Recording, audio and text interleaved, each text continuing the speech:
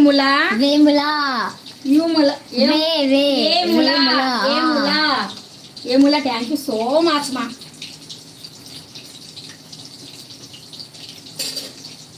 చెప్పాను కదా హాఫ్ కేజీకి కొద్దిగా ఎక్కువనే ఉన్నాయి. ముక్కలు కూడా చూడండి, చాలా మరి పెద్దగా కాకుండా స్మాల్ ముక్కలుగా కటింగ్ చేశాను.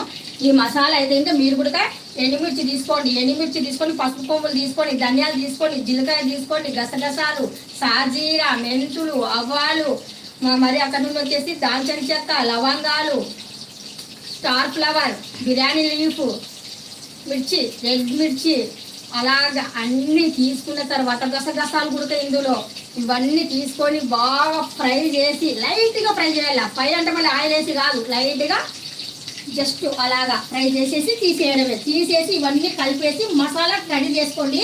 ఇలాంటి చికెన్లకు కానీ, మటన్లకు కానీ, వంకాయకు కానీ, బీరకాయకు కానీ, బెండకాయకి కానీ, కాకరకాయకి కానీ, దేనికైనా కానీ సరే నంబర్ 1 టేస్ట్. భావన అండ్ బజ్జీలను అడుగుతుంది.